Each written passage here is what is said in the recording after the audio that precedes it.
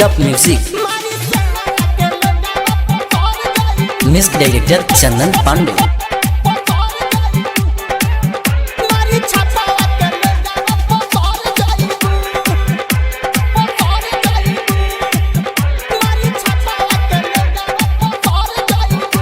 आप सुन रहे हैं सिंगर आर्यन भाई।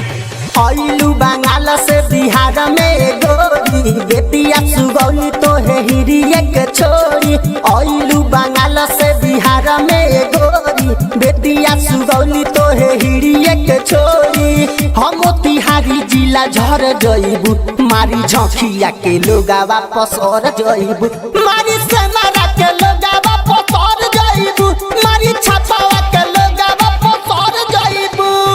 आइलू बंगाल से बिहार में गोरी बेटिया सुगौली तो है हिरिये के छोरी। हम तिहारी जिला झर जइबू मारी छापावा के लोगा वापस और जइबू मारी झकिया के लोगा वापस और जइबू।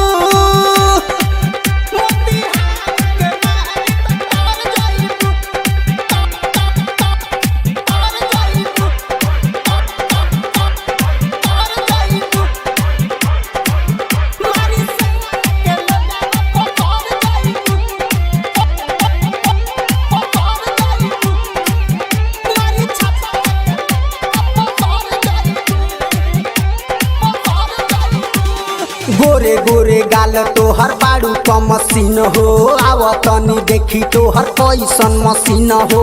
काहे तारा पावतारू सट जा दुनिया रहा आवतनी देखी तोहर कैसन बादियारा। जइबू सिवान जिला झर जइबू मारी छापारा के लोगा वापस और जइबू मारी बलिया के लोगा वापस और जइबू मारी बलिया के लोगा वापस और जइबू मारी छापारा के लोगा वापस और जइबू मारी बलिया के लोगा वापस और जइबू।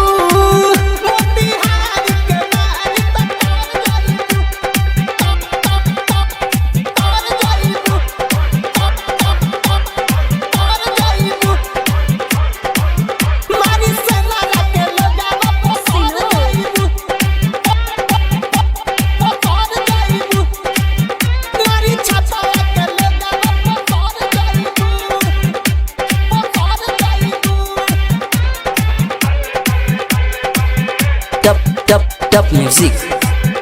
म्यूजिक डायरेक्टर चंदन पांडे।